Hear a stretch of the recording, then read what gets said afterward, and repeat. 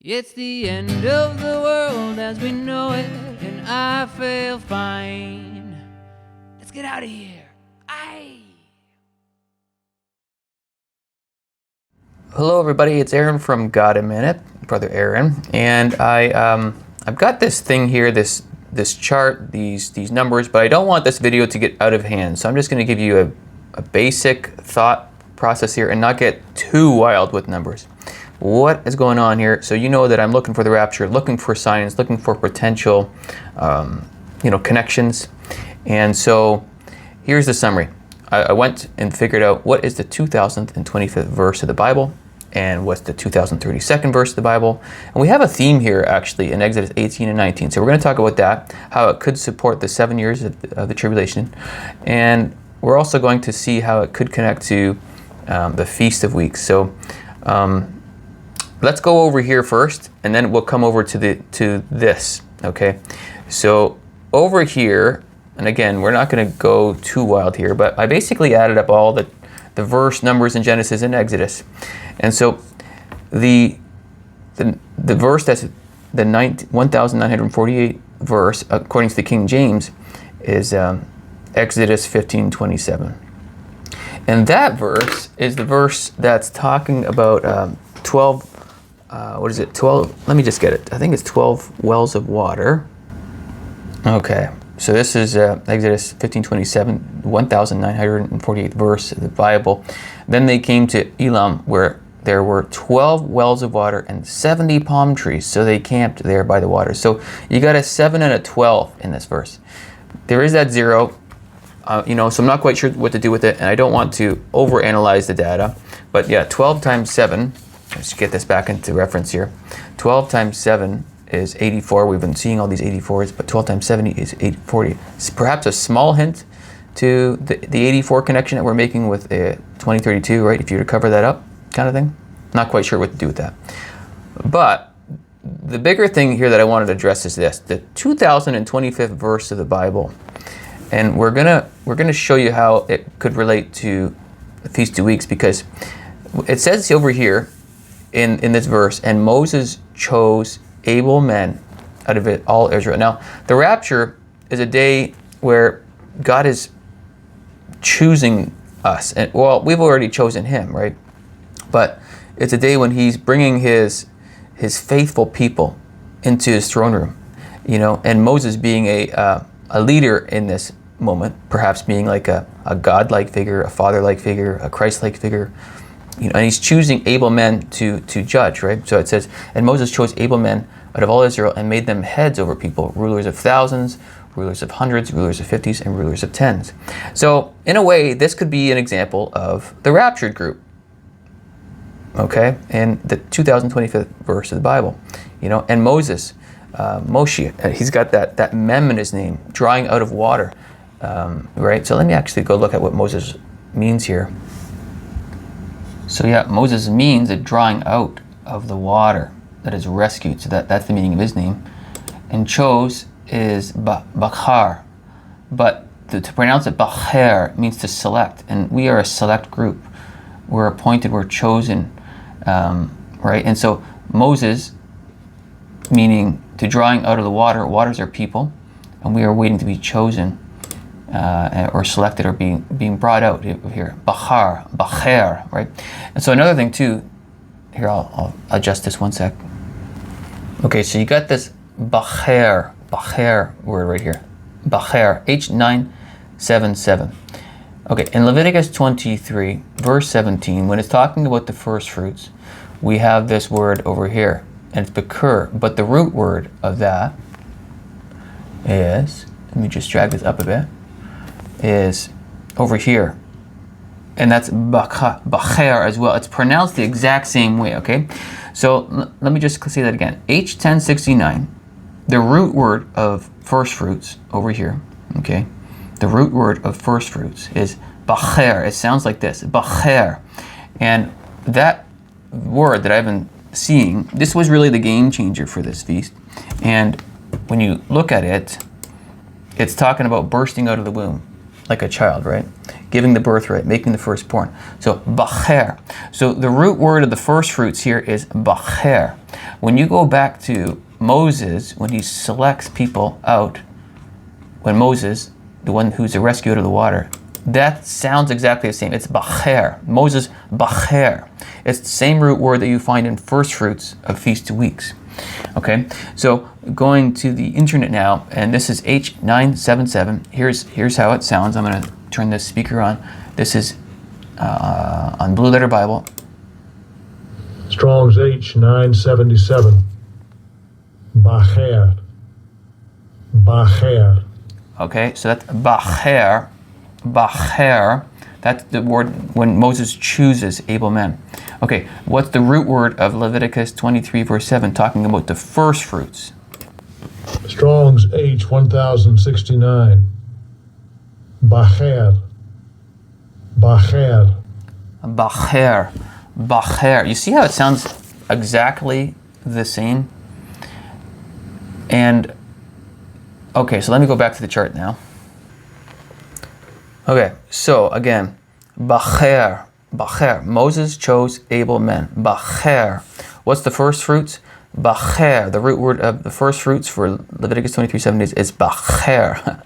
and that word, bacher, is found in the 2025th verse, which relates to Feast of Weeks. Bacher.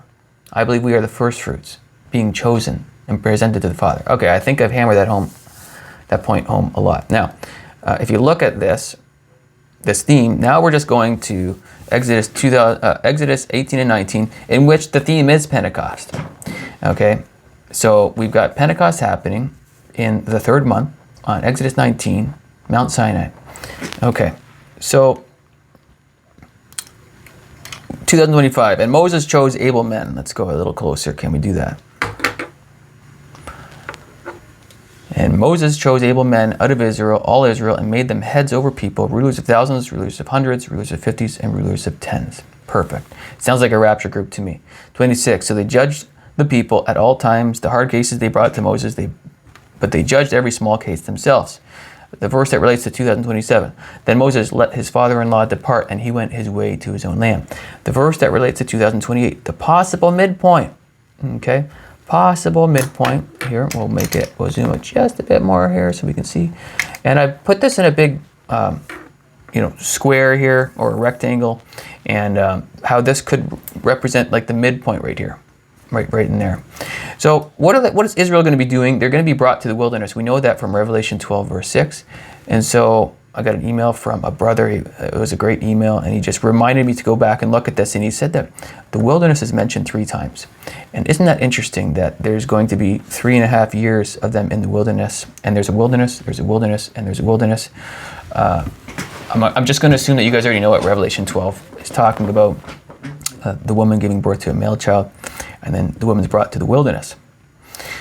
Okay, so 2028, Hanukkah. That could still be a potential midpoint, or maybe even 2029. Some people are talking about that as a midpoint, like a Passover thing, possible, like one of those 2 scenarios. But the woman's brought to the wilderness. In the 2028, the wilderness is mentioned in 2028th verse of the Bible. The 2029th verse of the Bible, we have more wilderness talk. The 2030th verse of the Bible, and Moses went up to God, and the Lord called him to him from the mountain, saying, thus you shall say to the house of Jacob and tell the children of Israel. The 2031st verse of the Bible, you have seen what I did to the Egyptians and how I bore you on eagle's wings and brought you to myself. Well, this is coming to the end of the 7-year tribulation when Jesus is going to bring Israel to himself from the wilderness. Isn't that amazing? And it says in here in this verse, on eagle's wings. Well, what does the Bible say in relation to the woman being brought to the wilderness? Well, in Revelation 12 verse 14, but the woman was given 2 wings of a great eagle, that she might fly into the wilderness to her place, where she is nourished for a time, times and half a time, from the presence of the serpent. That's 3.5 years. That's the last 3.5 years of the 7 years. So great eagle and wilderness. Great eagle and wilderness for 3.5 years. Well, look at this. Wilderness, wilderness, and wilderness. Great eagle, probably the end of the 3.5 years in this area. Wow, that's That's a pretty interesting connection there. 2032, which could be connected to the second coming.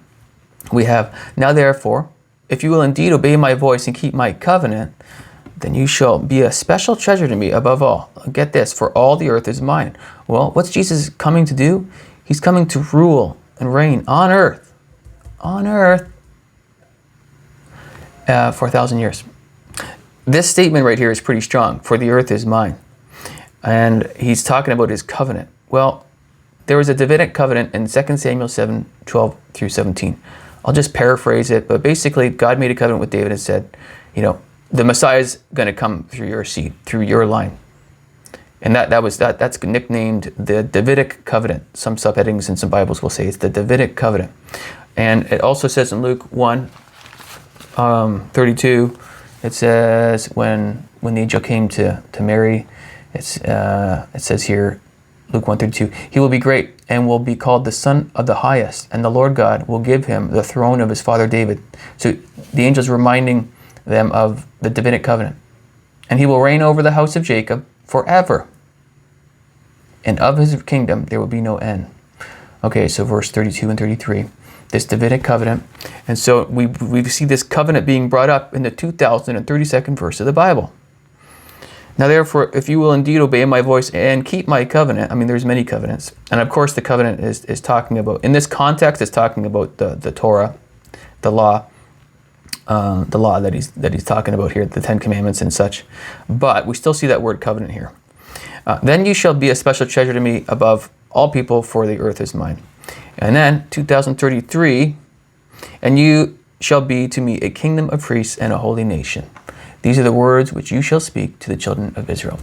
Okay, so what we have, just kind of zooming out and just kind of paraphrasing a little bit here, is we have a picture of potentially the 7 years of, the tribulation.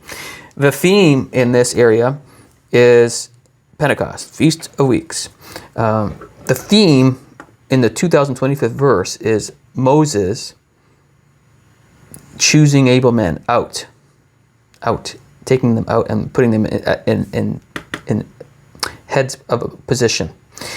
A lot of us believe that the people that are raptured are going to be like in a place of being kings and priests, And so, is this the time when God chooses his elect, or his electos? I think the Greek word is electos.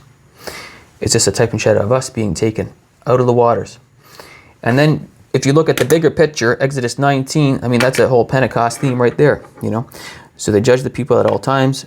And then you got this whole wilderness theme here as a midpoint thing, 3.5 year thing right in the middle of it all. And then we got this covenant mention.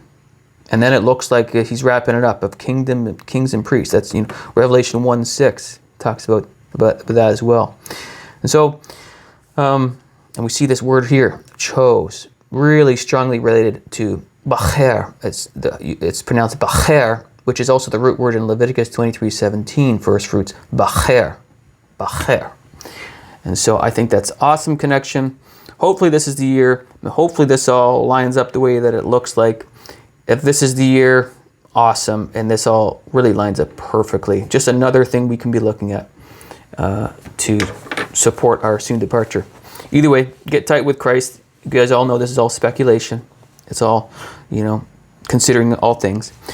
Just keep on swinging that bat, because soon we're going to make contact with that ball and we're going to snap it out of the ballpark.